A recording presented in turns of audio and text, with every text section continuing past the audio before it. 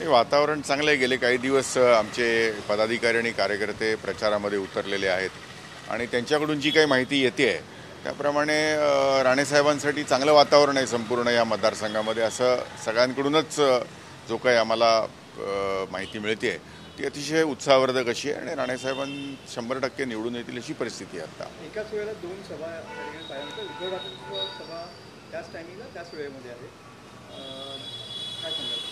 नाही, ठीक आहे ना. आता लोकशाहीमध्ये प्रत्येकाला स्वतःचा प्रचार करायची आणि सभा घेण्याचा अधिकार असतो, त्याप्रमाणे ते घेत असतील.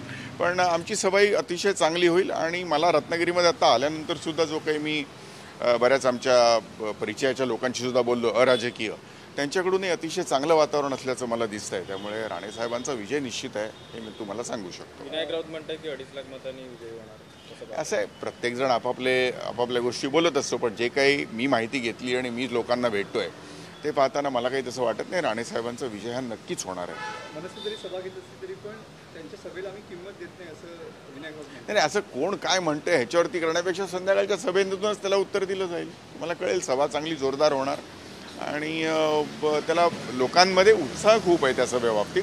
त्यामुळे चांगली पद्धतीने सभा होईल आमची. भविष्यामध्ये रत्नागिरीमध्ये आपले उमेदवार भविष्यातल्या निवडणुकीमध्ये असं आहे की लोकसभेची आत्ता निवडणूक आहे, ती झाल्यानंतर अर्थातच पुढच्या निवडणुका लढवणार आहोतच आम्ही. त्यामुळे जे काय असतील निवडणुका त्या सगळीकडे जिकडे जिकडे आमचे चांगले उमेदवार असतील तिकडे तिकडे लढवू. प्रचारामध्ये असं आहे की कुठले तुम्ही आत्ताच्या प्रचारामध्ये जर म्हणत असाल तर आत्ता महायुतीला आम्ही थेट पाठिंबा दिलेला आहे आणि त्या पाठिंब्याप्रमाणे जिकडे जिकडे सगळीकडे आमचे पदाधिकारी आणि कार्यकर्ते प्रचारामध्ये उतरलेले आहेत आणि मोदी साहेबांचे हात बळकट करण्यासाठी म्हणून हा पाठिंबा दिला गेलेला आहे. त्यामुळे त्या ठिकाणी जे उमेदवार महायुतीचे असतील त्यांना आम्ही पाठिंबा देऊन निवडून आणण्याचा पूर्ण आमच्या ताकदीने प्रयत्न करणार आहोत.